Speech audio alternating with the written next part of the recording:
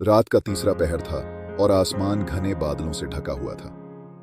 हल्की बारिश हो रही थी और तेज हवाओं की आवाज ने भयावह माहौल बना दिया था। हाईवे लगभग खाली था।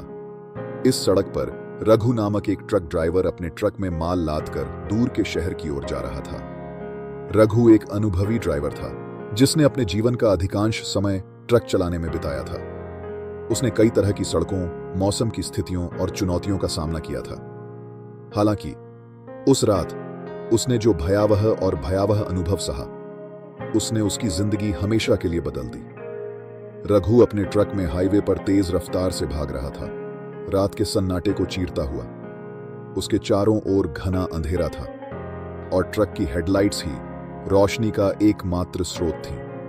काफी दूर तक उसने सड़क पर कोई और वाहन नहीं देखा, लेकिन फिर उसने सड़क के किनारे एक महिला को खड़ा देखा। सफेद साड़ी पहने और बारिश से भीगी हुई वह सड़क के किनारे धीरे धीरे चल रही थी। रघु ने ट्रक की गति धीमी कर दी, यह सोचकर कि महिला को शायद परेशानी हो सकती है। उसने ट्रक रोका, खिड़की से बाहर देखा और उससे पूछा, बहन जी, आप कहां जा रही हैं? महिला ने बिना कोई प्रतिक्रिया दिए उसकी ओर देखा। उसकी आंखें ठंडी और भावहीन थीं।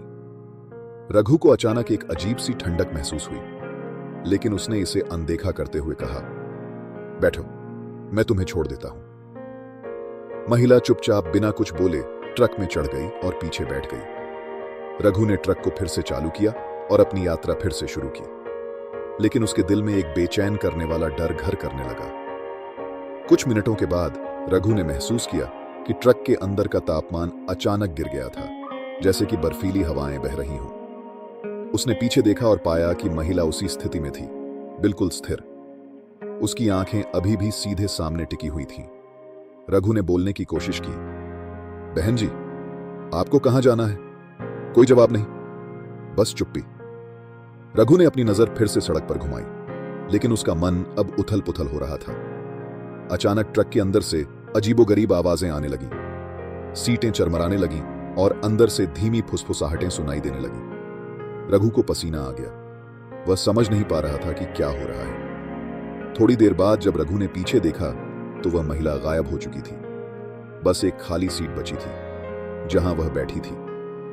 रघु का दिल तेजी से धड़कने लगा। वह समझ नहीं पा रहा था कि वह जो अनुभव कर रहा था वह सपना था या हकीकत। उसने जल्दी से ट्रक रोका और बाहर निकलकर जांच की। चारों तरफ अंधेरा था और उसे बस बारिश की आवाज सुनाई दे रही थी। महिला कहीं नजर नहीं आ रही थी। जैसे ही वह ट्रक में वापस चढ़ने वाला था, उसने अपने पीछे से हंसी की आवाज सुनी। आवाज सुनकर उसकी रीढ़ में सिहरन सी दौड़ गई। रघु ने मुड़कर देखा तो वही महिला खड़ी थी। उसकी आंखें लाल हो गई थीं और उसका चेहरा विकृत था। तुम्हें लगा कि मैं चली गई हूं? महिला ने ठंडी डरावनी आवाज में कहा। रघु पीछे हटते ही लड़खड़ा गया और उसका संतुलन बिगड़ गया। महिला उसके पास आने लगी। हालांकि उसकी गति धीमी थी, लेकिन उसकी उपस्थिति इतनी भयावह थी कि रघु हिलने में असमर्थ हो गया। रघु ने खुद को संभाला और ट्रक की ओर दौड़ा। बिना किसी हिचकिचाहट के वह अंदर चढ़ गया और इंजन चालू कर दिया।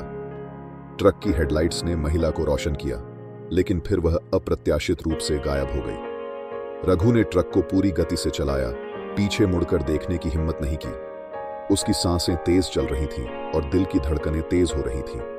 उसे समझ में आ गया कि उसने जो देखा था वह एक भ्रम था। एक भूत उसे फंसाने की कोशिश कर रहा था।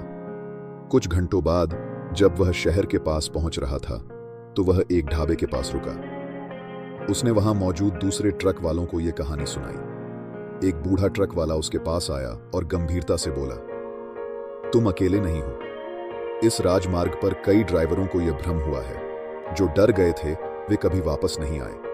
तुम भाग्यशाली हो कि बच गए। रघु के चेहरे पर चिंता के भाव साफ दिखाई दे रहे थे। उसने संकल्प लिया कि वह फिर कभी रात में इस राजमार्ग पर अकेले यात्रा नहीं करेगा।